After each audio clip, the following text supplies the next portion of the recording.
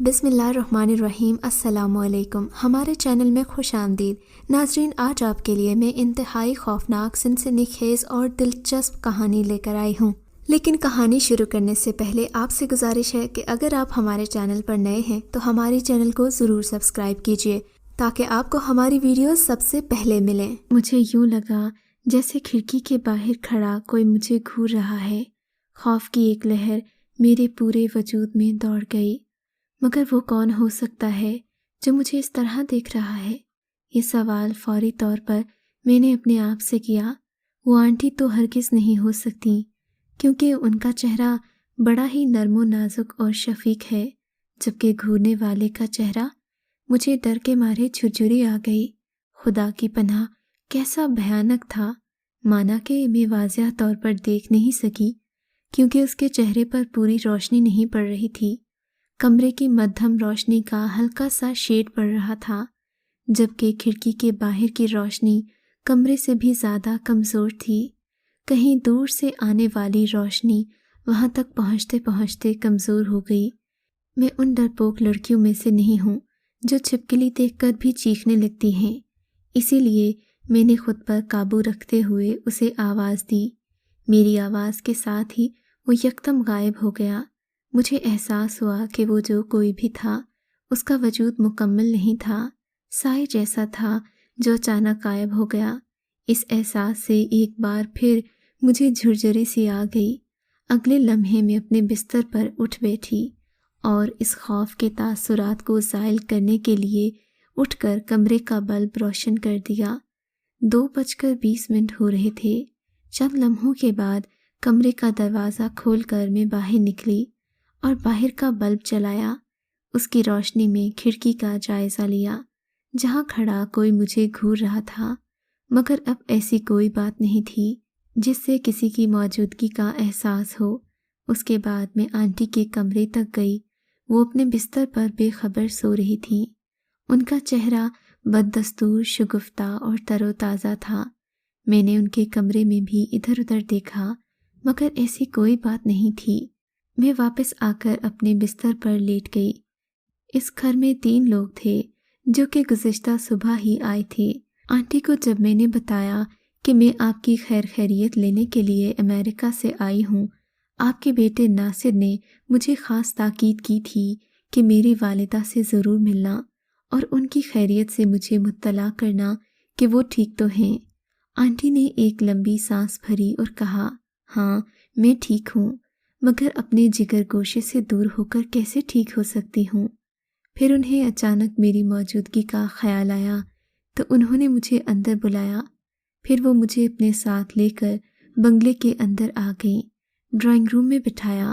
کہنے لگی، بیٹی تم بتاؤ ناصر کیسا ہے؟ اپنے ماں باپ سے ملنے آئی ہو یا پھر کسی کام سے؟ میں نے کہا، آنٹی میں تو آپ سے ملنے آئی ہوں، باقی اپنا کام کرنا ہے وہ بعد میں کر لوں گی۔ ناصر کی زبانی مجھے معلوم ہو چکا تھا کہ اس کی امی بنگلے میں اکیلی رہتی ہیں۔ آنٹی کو یہاں بنگلے میں بظاہر کسی چیز کی کمی نہیں تھی، بس ایک بات کا دکھ تھا کہ ان کی اولاد انہیں چھوڑ کر بیرون ملک میں سیٹل ہو گئی تھی اور وہیں کی ہو کر رہ گئی تھی، حالانکہ انہوں نے اپنی اولاد کو ایک ایک پیسہ جوڑ کر پڑھایا تھا۔ اس کے بدلے میں ان کی اولاد نے انہیں کسی چیز کی کمی تو نہیں لگنے دی تھی، مگر وہ صرف پیسوں سے خوش ہونے والی نہیں تھیں۔ ان لوگوں کی شادیاں بھی وہاں ہو گئی تھیں، جبکہ آنٹی اسی گھر میں رہ گئی تھیں۔ آنٹی کا خیال تھا کہ اپنے وطن کو چھوڑ کر کہیں نہیں جانا چاہیے۔ اگلی صبح ناشتے کی میز پر میں نے آنٹی سے پوچھا کہ کیا انہیں تنہا اس بنگلے میں رہنے میں ڈر نہیں لگتا؟ کہنے لگی کہ ڈر کا تعلق تو اپنی جان سے ہوتا ہے، مجھے نہ اپنی جان کی فکر ہے نہ زندہ رہنے کا ارمان ہے۔ کوئی آ بھی جائے تو زیادہ سے زیادہ مجھے مار ہی دے گا نا۔ مجھے تو پہلے ہی موت کا انتظار ہے، جینے کا کوئی مزہ باقی نہیں رہا۔ جن کو دیکھ کر زندہ تھی اب وہ میری آنکھوں کے قریب ہی نہیں ہیں۔ میرا دل چاہا کہ آنٹی کو رات والے واقعے کا بتاؤں، مگر کچھ سوچ کر ارادہ ملتوی کر دیا۔ دن بھر میں اپنے کاموں کے سلسلے میں شہر میں مصروف رہی۔ شام کو لوٹی تو کچھ پھل اور کھانے پینے کی چیزیں بھی لیتی آئی، جنہیں دیکھ کر آنٹی ناراض ہو گئی کہ میں نے خواہ پیسے برباد کیے، مگر مجھے آنٹی کے لیے کچھ کرنے کا شوق تھا۔ اس گھر میں نے کسی ماسی یا ملازمہ کو بھی نہیں دیکھا تھا، جس کا مطلب تھا کہ آنٹی سارے کام خود کرتی تھیں۔ اس دن مجھے کہنے لگی، تم فریش ہو کر آ جاؤ، میں تمہارے لیے کھانا لگاتی ہوں۔ میں نے کہا ٹھیک ہے۔ میں فریش ہو کر جلدی سے ڈائننگ ٹیبل پر پہنچی، مگر یہ دیکھ کر حیران رہ گئی کہ اتنے مختصر وقت میں میز پر اتنی ساری ڈشیں سجی تھیں۔ اتنے برتنوں کا تو کچن سے لانا ہی کافی مشکل بات تھی۔ یہاں تو 2-4 آئٹم ہی تھے، مگر انہوں نے خاصا اہتمام کر دیا۔ ڈشوں کی تعداد اچھی خاصی تھی اور سب کی سب مزیدار تھیں۔ انہوں نے کھانا شروع کرتے ہوئے مجھے بھی خوب ڈٹ کر کھانے کی تاکید کی، کہنے لگیں کہ تم ناصر کی دوست ہو، اسی لیے میں تمہیں بیٹی کی طرح سمجھتی ہوں۔ بیٹی، میرا تو دل چاہتا ہے میرے بچے بھی میرے ساتھ کھانا کھائیں۔ ان کا دکھ میں اچھی طرح سمجھ رہی تھی۔ آخری عمر میں والدین کی یہ خواہش فطری ہوتی ہے کہ اپنے بچوں کے ساتھ وقت گزاریں۔ اگر بچے والدین کو بھول کر، ان سے جدا ہو کر اپنی الگ دنیا بسا لیں تو ان کی وہی حالت ہوتی ہے جو آنٹی کی تھی۔ کھانا کھاتے ہوئے میں نے آنٹی سے پوچھا، آنٹی، آپ نے اتنا بڑا اور کشادہ بنگلہ کیوں خریدا ہے؟ آپ کے لیے تو 2 کمرے کا فلیٹ بھی کافی تھا۔ کہنے لگی، ارے بیٹا، میں نے یہ بنگلہ تب خریدا تھا جب اس بات کی امید تھی کہ میں یہاں اپنے سبھی بچوں کے ساتھ مل جل کر رہوں گی۔ مجھے کیا پتا تھا کہ سب مجھے یہاں چھوڑ کر چلے جائیں گے۔ خیر چھوڑو ان باتوں کو، میرے لیے تو ان کی یادیں بھی باقی ہیں۔ کھانے کے بعد جب میں ڈرائنگ روم میں آنٹی کے ساتھ بیٹھی کافی پی رہی تھی تو مجھے ان پر کچھ عجیب قسم کا شک ہوا۔ کھانے کے بعد میں ہاتھ دھونے واش روم گئی، چند منٹوں کے بعد ہی وہاں سے لوٹ گئی، مگر جب واپس آئی تو ڈائننگ ٹیبل پر ایک بھی برتن نہیں تھا، البتہ وہاں آنٹی کھڑی نظر آئی۔ میں نے کہا، کمال ہے بھئی، آپ نے تو چند منٹوں میں اتنا سارا کام کر دیا۔ اس عمر میں اس پھرتی کی ان سے توقع تو نہیں کی جا سکتی تھی، مگر اپنے اس جذبے کا اظہار میں نے ان سے نہیں کیا۔ رات کو سوتے وقت میں نے دروازے کے علاوہ کمرے میں کھلنے والی کھڑکی کے پٹ بھی اچھی طرح بند کر دیے۔ رات کے پچھلے پہر میری آنکھ کھلی، میں نے کھڑکی کھول کر باہر جھانکا۔ مجھے دور آنٹی کے کمرے کے پاس دروازے کے قریب ایک سایہ سا نظر آیا، جیسے کوئی پہرا دے رہا ہو، مگر وہاں بھی مدھم روشنی تھی، اسی لیے میں اس سائے کو ٹھیک طرح سے دیکھ نہیں پائی۔ دل چاہا کہ باہر نکل کر دیکھوں، لیکن اس سے آگے کا حوصلہ نہیں ہوا۔ میں کھڑکی بند کر کے بستر پر دراز ہو گئی۔ اگلی صبح جب بنگلے سے نکل کر اپنے کام کے سلسلے میں جا رہی تھی تو تھوڑی دیر کے بعد ایک ادھیڑ عمر عورت میرے قریب آ کر کہنے لگی، آپ اس بھوت بنگلے میں غالباً مہمان آئی ہیں؟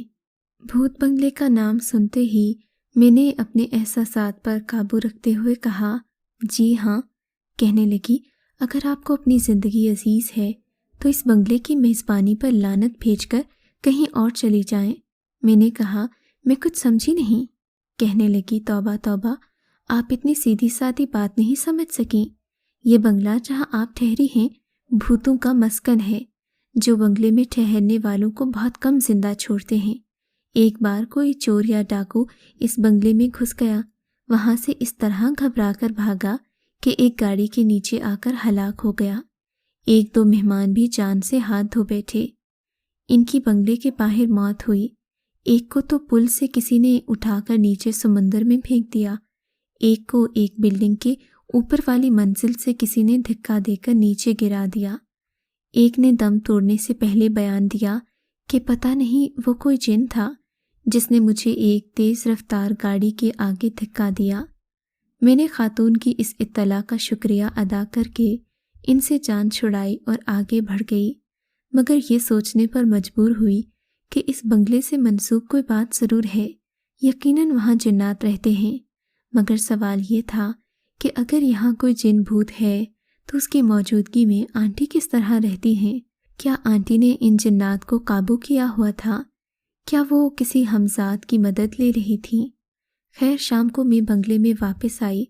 کھانے کے بعد چائے پینے کے دوران میں نے ڈرائنگ روم میں آنٹی سے کہا، آنٹی کیا یہ سچ ہے کہ اس بنگلے کے کچھ لوگ اسے بھوت بنگلے کے نام سے بھی کہتے ہیں؟ آنٹی پہلے مسکرائیں اور پھر بولی، شاید باہر والے یہ بھی سمجھتے ہوں کہ میں کوئی بھوت بلا ہوں کہ تنے تنہا اس بنگلے میں رہتی ہوں۔ پھر ایک دم اداس ہو گئی۔ میرا تو کوئی نہیں جانتا بیٹی کہ میں شوق سے تنہا زندگی بسر نہیں کر رہی۔ میں نے تو اپنے تمام بچوں اور ان کے بچوں کے ساتھ رہنے کا خواب دیکھا تھا، مگر میرے بچوں نے میرے سارے خواب چکنا چور کر دیے۔ آج کل ان کی کرچیاں دامن میں سمیٹے بیٹھی ہوں کہ شاید کل کو میرے پاس آ جائیں۔ جب آنٹی ذرا نارمل ہوئیں تو میں نے صبح گھر کے باہر جس خاتون سے ملاقات کی تھی اس کی باتیں آہستہ آہستہ دہرائیں۔ آنٹی نے کوئی جواب نہیں دیا۔ کچھ دیر تک گم سم بیٹھی دیواروں کو گھورتی رہیں، پھر یوں بولی جیسے خود ہی سے مخاطب ہوں، جب اپنے ساتھ چھوڑ دیتے ہیں نا بیٹی، جیتے جی ناتا توڑ دیتے ہیں، تو ایسے میں کسی مرنے والے کی روح کو ہمدرد بنا بھی لیا جائے تو کیا برا ہے؟ میرے خیال میں ایک وقت تھا جب میں بہت ڈپریس ہو گئی تھی، بچوں کے رویوں سے مایوس ہو کر سوچتی کہ زندہ رہنے کا کوئی فائدہ نہیں، یہ تنے تنہا زندگی اب مجھ سے نہیں کاٹی جاتی، اس سے بہتر ہے کہ میں مر جاؤں۔ وہ ایک دم میرے پاس آ گئی، اگرچہ اس کا چہرہ اتنا بھیانک تھا کہ ڈر اور دہشت سے میرا دل نکل جاتا، مگر اس کی باتوں میں، امی کہہ کر مخاطب کرنے میں اور اپنے آپ کو میری بیٹی کہنے میں کیسا جادو تھا کہ ڈر کا احساس آہستہ آہستہ ظاہر ہو گیا اور اس پر میں اپنی بیٹی کی طرح پیار کرتی۔ کون ہو بیٹی تم؟ میں نے اس سے پوچھا تو اس نے بتایا کہ میں اسی بنگلے کے ایک جن کی بیٹی ہوں۔ اس بنگلے میں مجھے قتل کر دیا گیا تھا۔ قتل ہونے سے پہلے میں بہت حسین اور خوبصورت تھی۔ مجھے میرے شوہر نے اس لیے قتل کیا کہ میرا چہرہ خوبصورت تھا۔ اس نے تیزاب پھینک کر مجھے میرا چہرہ جلا کر رکھ دیا۔ اسے شک تھا کہ میرے حسن پر کچھ اور بھی لوگ فریفتہ تھے۔ اگر ایسی کوئی بات تھی بھی تو مجھے اس کا علم نہیں تھا، کیونکہ میں تو صرف اس پر فدا تھی، مگر اس نے جلن اور حسد میں نہ صرف میرے حسن کو تباہ کیا بلکہ میری موت کا بھی سبب بنا۔ مجھے مردہ حالت میں چھوڑ کر وہ یہاں سے فرار ہو گیا اور لوٹ کر کبھی نہیں آیا۔ بہت دنوں کے بعد اس بنگلے کے مالک بن کر آپ یہاں آئے۔ تب تک میں جن ہو چکی تھی۔ میرا روپ اب چونکہ بہت بھیانک تھا، اسی لیے میں کبھی آپ کے سامنے نہیں آئی، مگر جب آپ کے بارے میں معلوم ہوا کہ آپ بھی میری طرح دکھی ہیں، مرد شوہر ہو یا بیٹا، عورت کو دکھ دینے میں زیادہ سوچتا سمجھتا نہیں، آپ کو اس بنگلے میں تنہا چھوڑ کر آپ کے اپنے بھی رفو چکر ہو گئے، تو ایک جن زادی ہونے کے باوجود میں آپ کے دکھ کو اپنا دکھ سمجھنے لگی۔ آپ کے سامنے آنے سے اس لیے گریز کرتی کہ کہیں آپ ڈر نہ جائیں، لیکن آج آپ زندگی کو ختم کر رہی ہیں تو مجھے سامنے آنا ہی پڑا۔ میں نے کہا، آنٹی تو کیا وہ جنزادی آپ کے ساتھ آپ کی بیٹی بن کر رہتی ہے؟ کہنے لگی، ہاں بیٹی، وہ مجھے ماں کہتی ہی نہیں، بیٹی بن کر اس کا ثبوت بھی دیتی ہے۔ مجھے اس بات پر خوشی ہوئی کہ آنٹی نے مجھ سے کوئی بات نہیں چھپائی اور سب کچھ بتا دیا۔ مجھے آنٹی کی یہ بات اچھی لگی۔ خیر، آج رات جب آنٹی گہری نیند سو رہی تھیں تو میں نے کمرے کا دروازہ کھول کر دھیرے سے آواز دی، ناریہ بہن، کیا تم مجھ سے ملنے میرے پاس نہیں آؤ گی؟ میں نے ان کی بیٹی کا نام لیا۔ چاروں طرف سناٹا تھا، وہ نزدیک یا دور کہیں بھی نظر نہیں آئی۔ مجھے یقین تھا کہ اگر وہ اس بنگلے کی جنزادی ہے، جہاں بھی ہوگی میری آواز خود سنے گی۔ میں نے ذرا وقفے سے کہا، نادیہ، آنٹی نے مجھے بتا دیا ہے تمہارے بارے میں، تم ان کی بیٹی ہو نا؟ میرے لیے تمہاری قدر و قیمت بہت ہے، میں تم سے ملنا چاہتی ہوں۔ ابھی میری بات ختم نہیں ہوئی تھی کہ وہ اپنی تمام تر ہیبت ناکیوں کے ساتھ پتہ نہیں کب اور کیسے میرے کمرے میں چلی آئی۔ کہنے لگی، لو، میں آ گئی، تم نے پیار سے بلایا تھا نا، انکار نہیں کر سکی۔ میں جو دروازے کے پاس کھڑی اسے آوازیں دے رہی تھی اس پر نظر پڑتے ہی سر سے پاؤں تک لرز گئی، مگر بہت جلد ہی خود کو قابو کر لیا۔ میں نے کہا میں تم سے ملنا چاہتی تھی۔ اس نے میرا شکریہ ادا کیا۔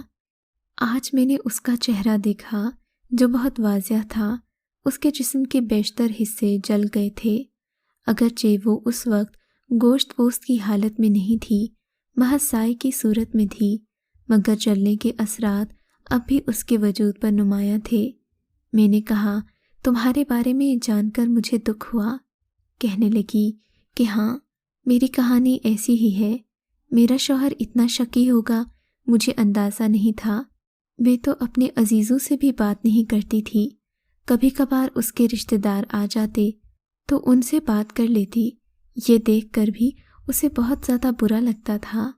جب سے میں جنزادی بنی ہوں نا، میرا دل چاہتا ہے کہ اس سے اس کے ہر ظلم کا بدلہ لوں، مگر میں یہ نہیں کر سکتی۔ آج بھی اس سے محبت کرتی ہوں۔ اچانک باتیں کرتے کرتے مجھے لگا میرا سر بھاری ہو گیا ہے۔ اس کے بعد پتہ نہیں کیا ہوا، میری آنکھ لگ گئی۔ جب میں صبح اٹھی تو گزری رات کے سارے واقعات مجھے کسی خواب کی طرح معلوم ہوئے۔ مجھے ایسا لگا میں نے کوئی خواب دیکھا ہے، مگر پھر لگتا جیسے حقیقت گزری ہے۔ میں وہاں 15 دن تک رہی۔ اس دوران مجھے کسی قسم کا مسئلہ نہیں ہوا۔ مجھے اندازہ ہو گیا تھا کہ یہاں جتنے لوگ بھی آئے وہ اس وجہ سے مارے گئے کہ وہ خوش رہتے تھے۔ آنٹی پریشان تھیں، آنٹی کا دل دکھی تھا، اور انہیں دکھی دیکھ کر اس جنزادی کا دل بھی بھر آیا۔ جب ہی اس نے آنٹی کو تسلی دی۔ شاید یہ بات تو ہم انسانوں میں بھی ہے۔ آپ کا کیا خیال ہے؟ جب ہم دکھی ہوتے ہیں تو کیا ہم ایسا نہیں کرتے؟ اگر کوئی ہمارے سامنے خوش ہو تو ہمیں کس قدر برا لگتا ہے۔ شاید جنات کی بھی یہی کہانی ہے۔